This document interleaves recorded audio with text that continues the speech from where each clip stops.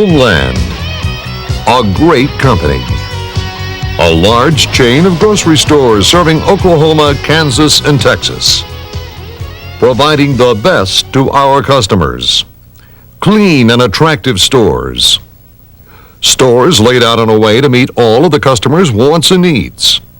Throughout Homeland, the employees are working hard, giving our customers the kind of service they deserve, the kind they've come to expect at Homeland. And it is because of that service, the individual attention our employees give our customers, the hard work of all of our employees, whether in the stores, the manufacturing plants, the warehouse, distribution, or in the corporate offices. It is the care and hard work that all of us give every day that has made Homeland so successful, increasing our market share from 23 to 28% in the past few years. Yes, it is all of you that have made Homeland successful, and it is all of us working together in the future that will keep Homeland successful.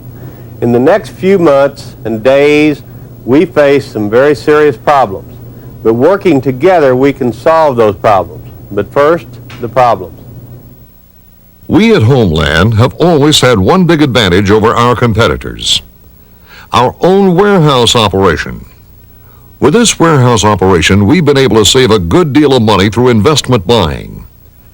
Buying when the prices were low. And we've saved a lot of money because we've cut out the middleman, the wholesalers who always make sure they get a good profit. But the success of that has been no secret, and our competitors are going the same route.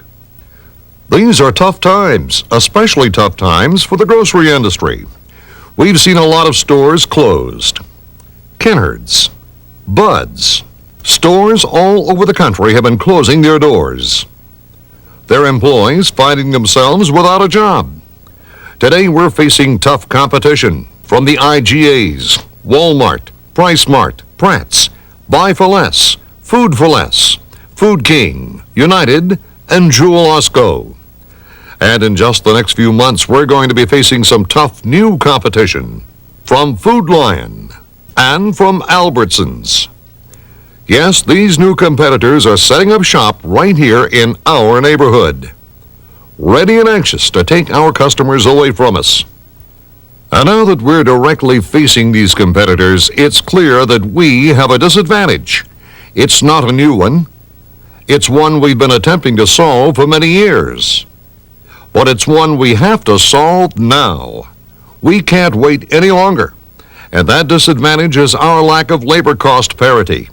That means our labor costs are significantly higher than those of our competitors. Our costs average $3 to $4.75 an hour more than our competitors. That means for just one store, our labor costs in 1 year are roughly $300,000 more than our competition's. Company-wide, we are at a $35 billion disadvantage. If that doesn't get fixed, Homeland could be in serious trouble. But this can be fixed without dramatically affecting wages. Most of the disadvantage is in work rules and benefits. Examples of what could happen if we don't work together to fix this problem are very obvious. Several years ago, Safeway sold their Houston, El Paso, Oklahoma, Little Rock, Salt Lake City, and Kansas City divisions because Safeway knew they had a labor cost disadvantage which they no longer felt they could solve. Safeway's Dallas division also faced this labor cost parity issue. They couldn't solve the problem. All stores were closed and sold, and more than 7,000 employees found themselves out of work. Food Barn in Kansas City, a part of Safeway that broke off, was not able to work through these same labor cost problems. The resulting strike at Food Barn certainly was not a solution, and now there has been the loss of many jobs. And most recently, they are in the process of selling stores and other assets. Food Barn's success, their ability to survive, is in very serious doubt. And Apple Tree in Houston, Another former part of Safeway has also not solved these same work rule and benefit problems. They are now operating in bankruptcy, and their chances of survival do not look promising. Partners, for the good of our customers and for the sake of all of us and the sake of our families, we simply can't let that happen here. We have some solutions to these problems. Let's discuss those solutions. First, you should know that we can't solve this parity problem by raising prices. Certainly not during a recession, and not in a highly competitive market. Our competition would love us if we did that. No, to solve this problem, we have to look at every possible way to do our jobs better and more efficiently, such as finding more ways to reduce expenses, putting more in each plastic bag, further lowering our disappearance loss, doing whatever it takes to keep our customers coming back to Homeland. You probably have some good ideas. We want to hear from you.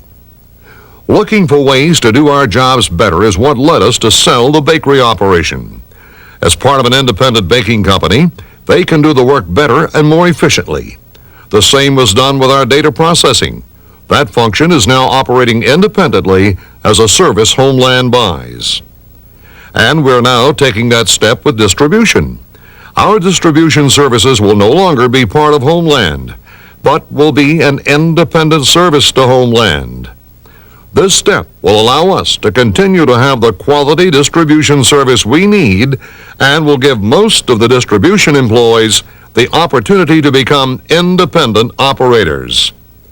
Although the final details of this step still need to be worked out with the Teamsters, we truly expect this step to work out well.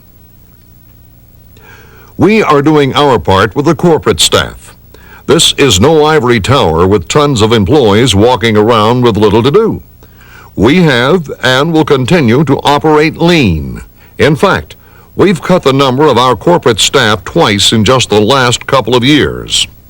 All corporate staff is going without raises this year, and this is the second year in a row that the executive group has gone without raises. But the real long-term solution is parity of labor costs. Now, we don't think that you are being paid too much, but the work rules and benefits are just too costly. Our competitors do not provide the same wages and benefits we do, and they certainly don't have the same restrictive work rules. We will be meeting very soon with representatives of the United Food and Commercial Workers Union to renegotiate portions of the contract.